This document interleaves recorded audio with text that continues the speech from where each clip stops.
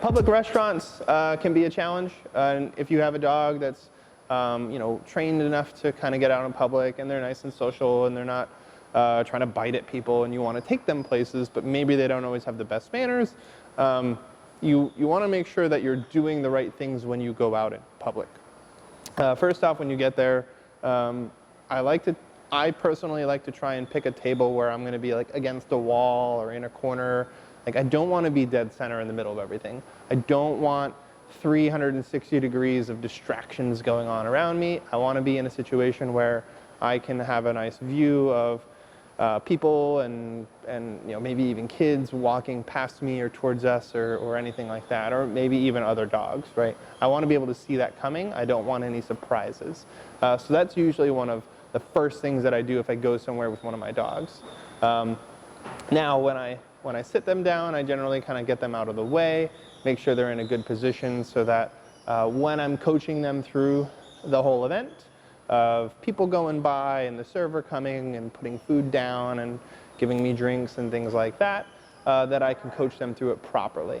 Now, we're going to do a little mini demonstration of what that might look like and kind of go from there so that you can kind of get a little bit of a visual in your head about how to work with the dog. And bring food along, right? Bring treats. Make sure you've got some positive reinforcement, because if you're teaching them something like this for the first time, you want them to understand what you're looking for, all right? So we need to make sure we reinforce the good choices and so that they can understand things. We don't just want to rely on the pressure of our leashes and like training tools, because that can oftentimes make the experience kind of negative for the dog, and then they get out into these situations and they might not want to be there, right? So we want to make it a positive experience where they're motivated to be doing the right thing.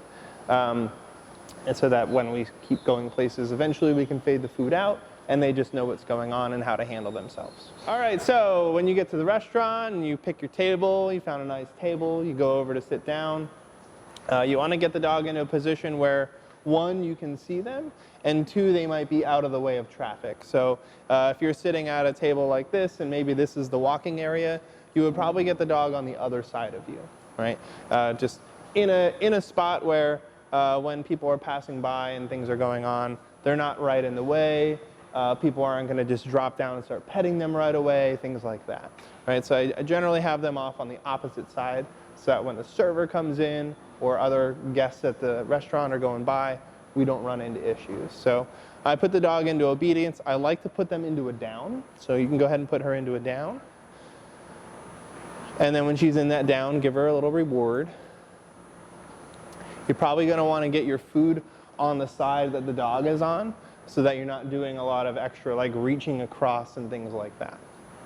All right, now sitting there, the hostess sat you, now the server is going to come in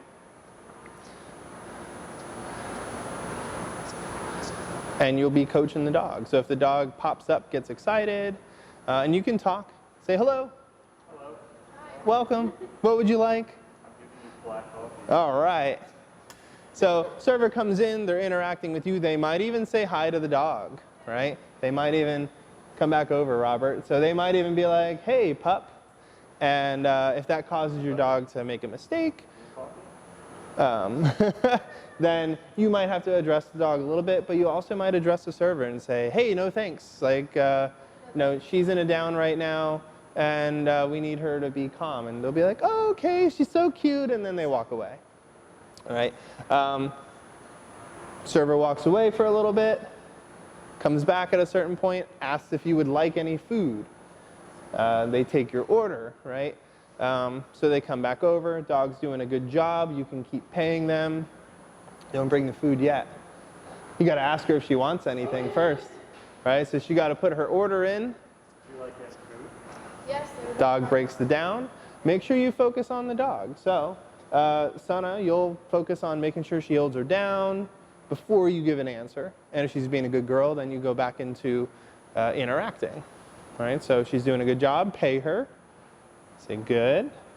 Remind her that she's in a down. Down. And then say, yeah. Yes, I would like a hot dog. Oh, so she ordered a hot dog. Server walks away. Reward her again, right? She's learning how to handle these situations. And she's a very excitable dog, right? She's very social, very interested, very pushy. So we got to manage her good and use our leash when we need to use it, use our rewards when we need to use it, and use our words when we need to use it. Server comes back with the food. The dog is going to see something getting put on the table potentially, and they might pop up like that, and you'll have to address them like, nope, down. Server will say, do you need anything else? Anything else? No, thank you. Server walks away, and then you start eating. So no, you do not have to eat the hot dog. But you have to coach the dog through that as well, because they might start getting into begging behaviors, and just remind them to down. Right? And if they're doing a good job, pay them. Right? Don't not pay them. If this is their first restaurant experience where you have the skills in place to be doing these things, you got to reinforce it. You can't just address them for the negative behaviors. And then as the more times you go, the less reinforcement you'll have to offer as your dog is understanding what's going on. All right, server comes back. Asks how things are going. Asks if you need anything. Do you need anything? No, I'm okay. How's your hot dog? Good hot dog? Yeah. It's great. It's the best, right? You're coaching the dog through that. The person might even come up and offer the dog some water, and that's fine. They can put the bowl of water down for the dog. You don't have to do that. But that's things that are going to happen when you go out to restaurants. You're also going to have strangers coming up and asking about the dog. Just coach the dog. Pay attention to the dog. The person is not that important. If you don't have the best interaction with them in the world, no one's going to get hurt feelings over that. They might walk away and be like, wow, that person's dog is really well behaved, or they might walk away and be like, wow, that person's rude and doesn't let their dog do anything. Who cares? It's your dog, not theirs. So, dog's doing a good job, server comes back. Would you need anything else today? Say no, they give you the check, you pay, you leave. Right? And it's that simple. And obviously this is a fast-paced version of all of that. But when they come back and ask, you're still coaching your dog all the way up to the point where you pay your bill and you leave. Thank you, Robert. So don't rush through this process. Coach the dog. One of the other things I generally recommend to people is if you're going to go to a restaurant with the dog and they're not really good at that yet, don't go there expecting to have this big meal. Maybe you go and you get a cup of coffee. Maybe you go and you get a bagel. You get something simple. You keep it simple and easy so that the dog can be successful these first few times and you can pay more attention to them.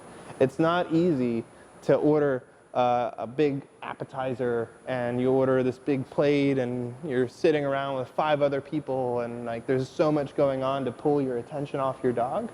You don't want to start with that. You want to go easy. You want to be successful. If the dog is doing a good job and you pay him at the end, maybe you even have some leftovers on your plate that they can eat. You give them some of that and you make it a fun experience.